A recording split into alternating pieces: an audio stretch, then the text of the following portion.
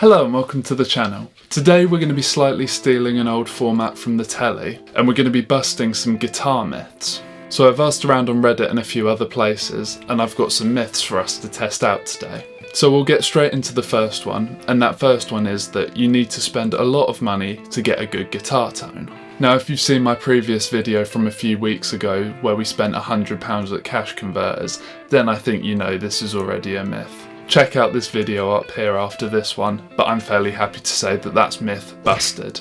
So now we've got that blatant self-promotion out of the way, let's get a little bit more into one. And that is the myth that boiling your strings can bring back some life to them. Now I actually heard about this as a bass player rather than a guitarist, but it was then suggested to me about guitar too. So I'm going to be using my Fender Telly to test this out, as the strings on this are a little bit dead. So we'll boil the strings, and then I'll give you a before and after to see what you think. Let's get these strings off.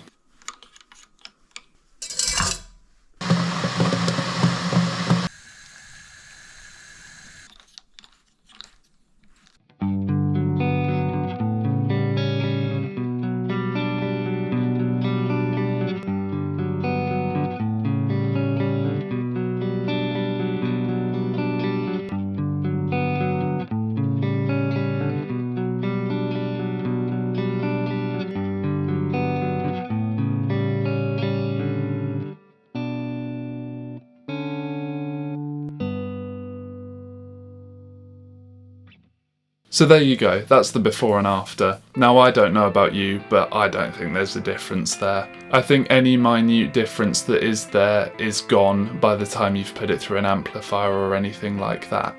So I'm fairly happy to say that that's also myth busted. Now moving on to our third myth, and I think it's slightly in line with the first one, and that's that buying expensive gear makes you a better player. And for this one I think there's less we can do to actually test this.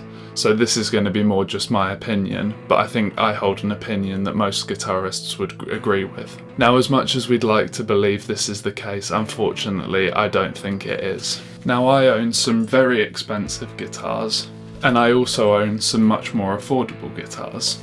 But I think I play to the same level or quality on either of them. Now I will caveat that by saying that I do think that certain guitars change the style you want to play or do make you play in a different way. For example, I've just picked up an Ibanez fairly recently, and that definitely makes you want to play sort of 80s hair metal and more shreddy stuff when you compare it to something like a Telecaster, say. So I do think that different guitars will make you play differently, but I don't think one guitar over another will make you play better. And I think the same goes for amps and pedals too. So again, I think I'm going to call this one myth busted.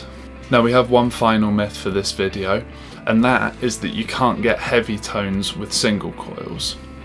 Now this is one I don't agree with, as I'm a big fan of bands like Biffy Clyro and Arcane Roots, both of which use strats and get some pretty heavy tones, at least by rock standards. But let's put it to the test. So again, I'm going to be using my Fender Telecaster, and I've put together a little thrashy section of a track using it.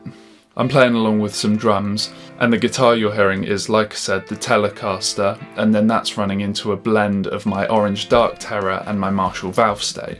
See what you think to this.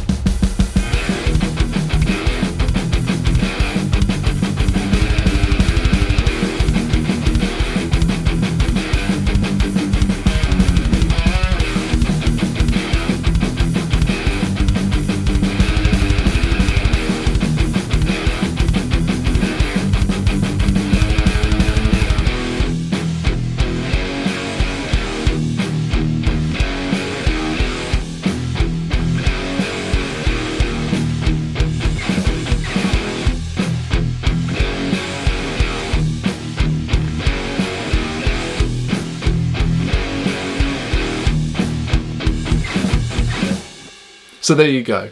Now I don't know about you, but I'm pretty happy with those fairly heavy tones that I was getting there. I should mention that I'd also dropped the guitar down to E flat to help out slightly, but I think it sounds pretty good. So although some of you might disagree if you're into your 7 and 8 strings, I'm happy to call this one also myth busted. So there you go, that's 4 or maybe 3.5 guitar myths that we've had a look at today. Let me know your thoughts on these subjects, and also if you like this video, leave me some other guitar myths down in the comments and maybe we can check them out and do another episode. But that's all from me today, so as always, thank you very much for watching and I'll see you next time.